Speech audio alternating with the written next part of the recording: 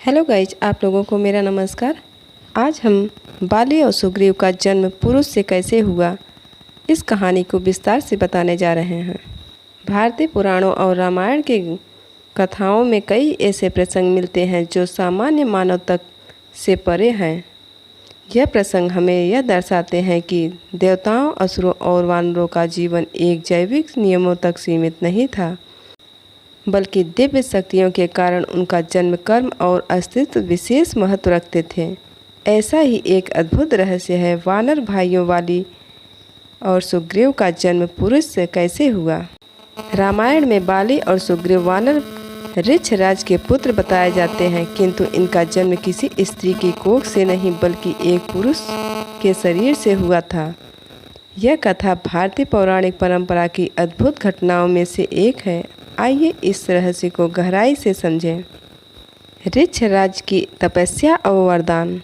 कथा के अनुसार त्रेता युग में जब देवताओं और दानवों के बीच युद्ध होते रहे, तब भगवान विष्णु ने यह निश्चय किया कि रामावतार के समय उन्हें ऐसे सहयोगी की आवश्यकता होगी जो बल, साहस और निष्ठा से पूर्ण हो। इसके लिए उन्होंने वानर जाति की उत्पत्ति का संकल्प लिया।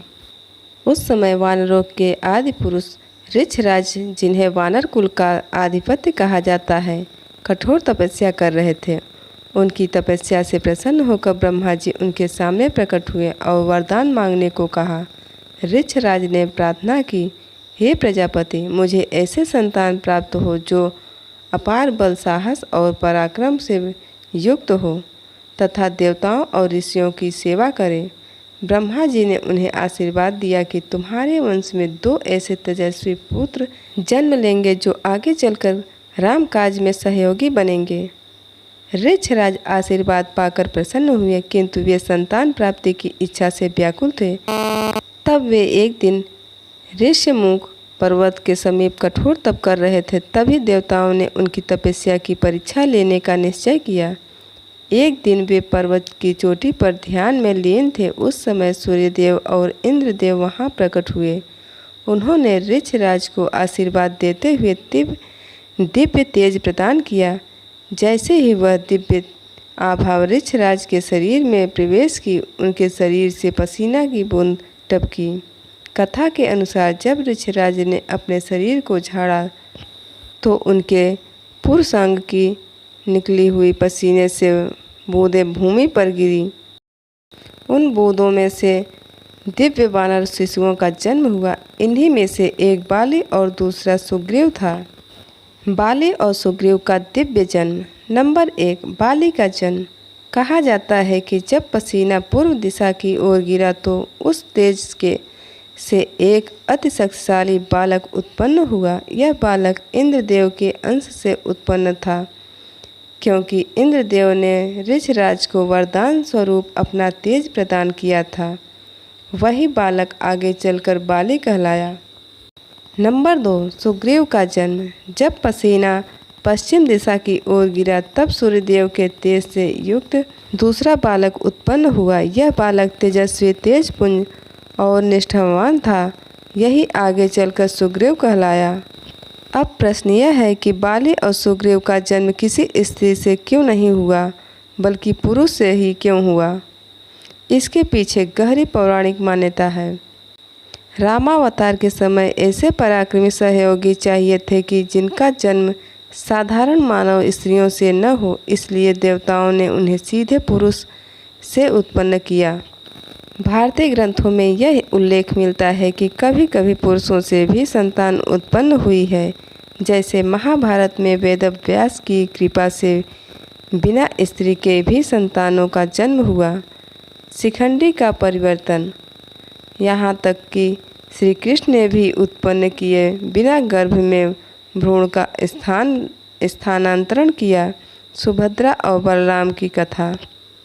इससे यह मान्यता सिद्ध होती है कि ईश्वर की इच्छा से प्रकृति के सामान्य नियम भी बदल सकते हैं। वानर मानव और पशु के मध्य की एक विशेष जाति मानी जाती है, अतः उनके जन्म की प्रक्रिया भी असाधारण थी। बाली के शरीर में आधा इंद्र का तेज समाहित था। उसे वरदान था कि जो भी उससे युद्ध करेगा उसका आधा बल बाली में समा जाएगा। इसके कारण वह अजय योद्धा बन गया। सुग्रीव में सूर्यदेव का तेज और सत्यप्रियता समाहित थी।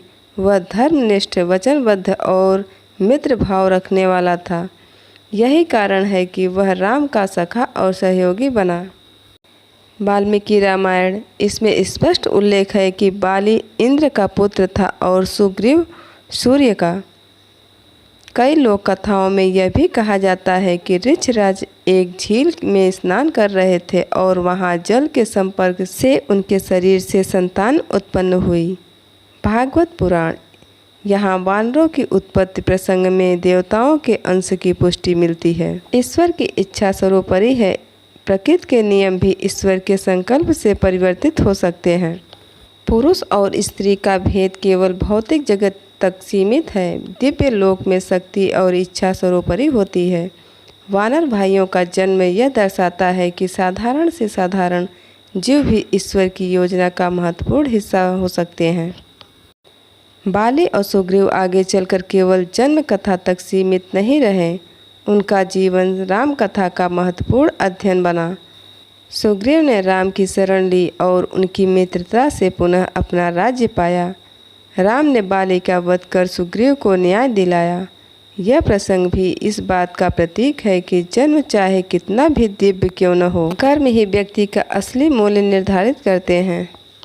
अतः बाली और सुग्रीव का जन्म पुरुष ऋक्षराज से होना केवल एक कथा मात्र नहीं है, बल्कि यह उस दिव्य योजना का हिस्सा था जिसके द्वारा भगवान राम ने रावण का संहार कर धर्म की पुनः स्थापना की। बाली का जन्म इंद्र के तेज से हुआ और सुग्रीव का जन्म सूर्य के तेज से हुआ। दोनों का जन्म किसी स्त्री से नहीं बल्कि पुरुष से हुआ, जिससे यह सिद्ध होता है कि दिव्य सत्ता जब चाहे प्रकृति के नियम बदल सकती है। यह कथा हमें यह भी सिखाती है कि चाहे जन्म कितना भी अद्भुत क्यों न हो, यदि कर्म अधर्म से जुड़े हैं तो अंततः विनाश निश्चित है।